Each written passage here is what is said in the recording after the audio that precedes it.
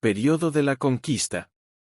Existen muchas y distintas versiones sobre el proceso mediante el cual los españoles llegaron a estas tierras. Para saberlo basta mirar las fuentes de la madre patria, las de los criollos colombianos y otras fuentes marcadas por sesgos ideológicos y tintes políticos, a tal punto que hoy aparecen nuevas figuras y relatos de cómo en realidad sucedieron las cosas.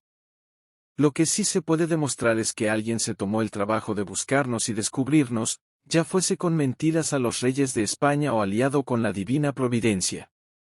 Christophorus Columbus o Cristóbal Colón, personaje de quien se desconoce tanto su verdadero nombre como su partida eclesiástica bautismal, asumió el riesgo quizás por su ambición o por el deseo de aventura, y aquí que más de 500 años después se litiga para conocer la verdad sobre el asunto, de modo que esto empezó mal y sigue igual, sin datos certeros ni contundentes, puesto que hasta los mismos cronistas de esa época se contradicen en sus escritos, lo cual se evidencia al estudiarlos profundamente. Llegada de los conquistadores españoles a América. Hoy se denomina América al continente que Colón, en busca de una nueva ruta de navegación hacia las Indias, encontró.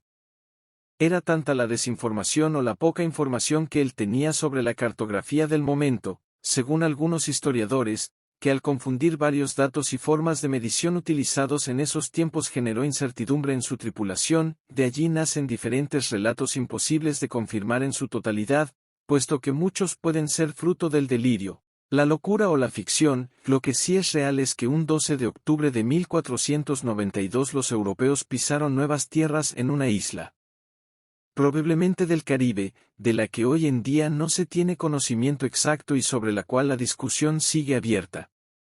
Posteriormente, en el año de 1499 Alonso de Ojeda y su tripulación, al llegar a la costa norte, se convirtieron en los primeros habitantes de España en pisar el suelo que hoy comprende Colombia. A partir de esa fecha hubo más viajes y a mediados del año 1509 empezaron las primeras exploraciones en la parte continental al seguir los cauces de los ríos que iban encontrando.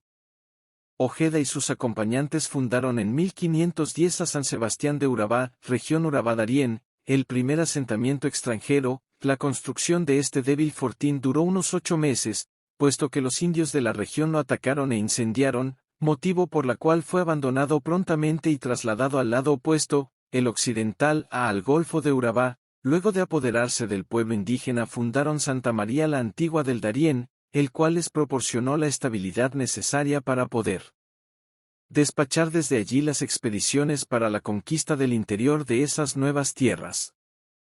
Esta primera etapa, que duró alrededor de medio siglo, se caracterizó por el choque entre dos culturas muy diferentes en todos los aspectos. Aborígenes y extranjeros se descubrieron a sí mismos sin tener la mayor idea los unos de los otros. Esto es parte de los azares de la vida. Algunos pensarán que fue una simple casualidad. Lo único cierto es que se encontraron, frente a frente, dos mundos bastante opuestos.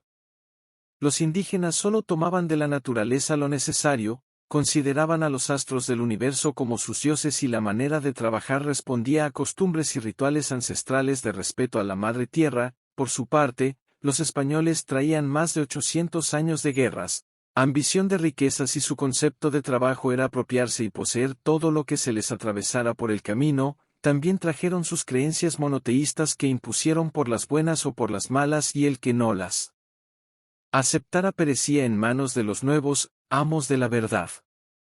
Al principio, la convivencia en algunos lugares no presentó problemas, puesto que, por una parte, los nativos eran sumisos y, por la otra, veían en los nuevos personajes gente parecida a sus dioses. Sin embargo, en otros lugares los dichos expedicionarios encontraron tribus indígenas aguerridas con las cuales los conflictos fueron hasta la muerte. Estos primeros años enfrentaron los retos de las nuevas tierras que descubrían, pues eran terrenos muy extensos y de vegetación densa. Por otra parte, el carácter agresivo y violento de dichas tribus llevaba a la mutua desconfianza. Todo esto hizo muy difícil el proceso de exploración. Aquí es importante agregar una particularidad sobre los nuevos invasores: ellos no llegaron dispuestos a trabajar, sino por el contrario, vinieron a explotar la mano de obra del lugar. Proceso de la conquista.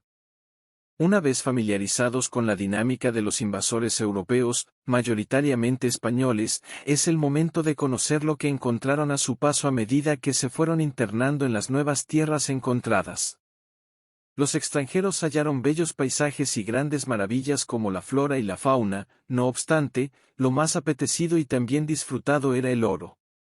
Las normas imperiales que dictó la corona española para el nuevo territorio eran benignas y pedían un trato civilizado para los pobladores encontrados, pero pudieron más la ambición y las ganas de poseer de los encomenderos, conquistadores y de sus tripulaciones, las cuales estaban conformadas por personas de todo tipo y de pocos escrúpulos, ya que las personas que en principio se embarcaban en estos proyectos venían de condiciones muy precarias a raíz de las guerras religiosas o salidos de las cárceles, y vieron en esto una gran oportunidad de fama y fortuna para sus vidas. Por este motivo, los mandatos de la corona poco o nada fueron cumplidos y por lo lejano de las nuevas tierras en relación con el imperio español no se enteraban de nada en el Palacio Real. Esta situación llevó a la desaparición de la mayoría de los nativos y a la rapiña de toda la riqueza que aquí existía.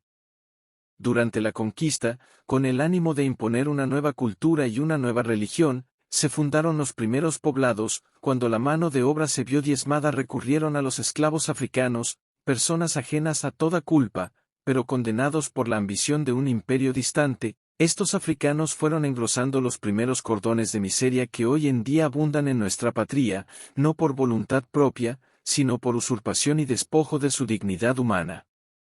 En dicho periodo se arraigaron el desprecio hacia los indios y el carácter inhumano de muchos conquistadores. Un suceso ocurrido entre los años 1550 y 1556 relacionado con el maltrato físico al que eran sometidos los aborígenes generó un duro debate entre Juan Ginés de Sepúlveda y Fray Bartolomé de las Casas, lo que trajo como resultado reformas al proceso de la conquista, aunque con los mismos desenlaces, pues si se analiza, es evidente que con la distancia física que separaba a los nacientes poblados de la metrópoli era muy poco lo que podían hacer los reyes para que se acataran sus mandatos, y lo mismo sucede aún hoy con las leyes, muchas de las cuales se quedan en papeles y poco sirven o ni se aplican.